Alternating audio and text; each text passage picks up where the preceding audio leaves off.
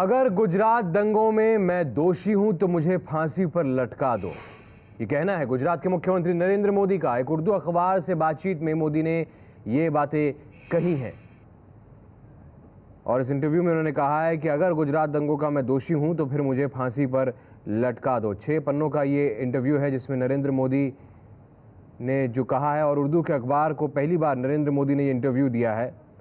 और इस इंटरव्यू में नरेंद्र मोदी ने कहा है, अगर मैं गुनहगार हूं तो मुझे फांसी पर लटका दो।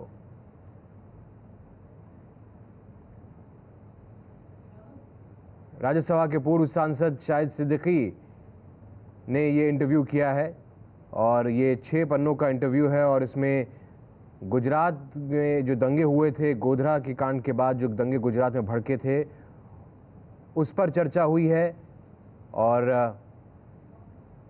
और क्या विशेष बातें इस इंटरव्यू में गुजरात के मुख्यमंत्री नरेंद्र मोदी ने कही, आइए वो आपको दिखाएं।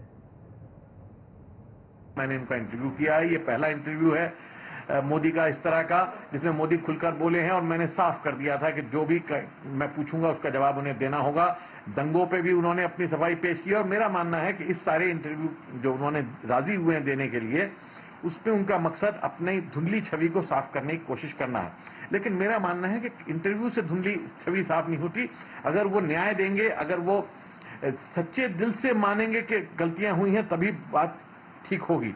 इस इंटरव्यू में उन्होंने बहुत सारी बातें कही हैं। बहुत लंबा इंटरव्यू है, तकरीबन 1.25 घंटे का इंटरव्यू है और उसमें मेरे हर सवाल का जवाब दिया है। दंगे हुए, क्यों हुए, कैसे भड़के, कैसे आग बढ़ी, कैसे मुसलमान वहां पे निशाना बने, सब पे उन्होंने बात की है।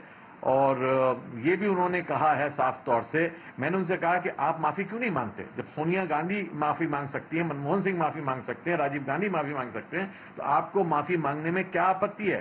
तो उनका कहना यह था कि इतना बड़ा कांड हो तो उसमें माफी नहीं देनी चाहिए। अगर ये कांड हुआ है और अगर मैं मुजरिम हूं तो फिर मुझे फांसी देनी चाहिए और ऐसी फांसी देनी चाहिए कि 100 बरस तक किसी की हिम्मत ना हो ऐसा घिनौना काम करने की।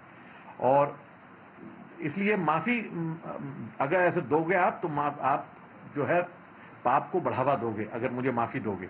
इसलिए अगर कोई चीज साबित हो जाती है, लेकिन उन्होंने अगर मगर लगा दिया है, तो और ये भी कहा कि अगर ये साबित होता है कि मेरे खिलाफ प्रोपेगेंडा झूठा हो रहा था तो फिर मुझसे मीडिया को और जो लोग मेरे खिलाफ कह रहे हैं उन्हें माफी मांगनी चाहिए, ये भी मोदी जी ने कहा।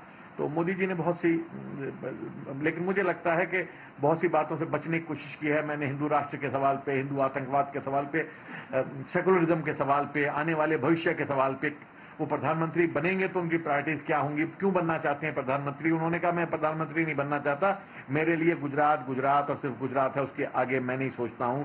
गुजरात का विकास होगा तो भारत का विकास होगा। मैं भारत का विकास गुजरात के विकास के द्वारा करना चाहता हूं। यहां गुजरात का विकास होगा तो यूपी बिहार के लोग भी यहां काम करेंगे, बिजनेस बढ़ेगा वगैरह वगैरह।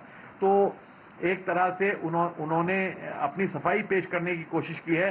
कितने साफ हुआ है वो इंटरव्यू पढ़ के लोगों को अंदाजा हो जाएगा कि कितने साफ कर पाए अपनी छवि को।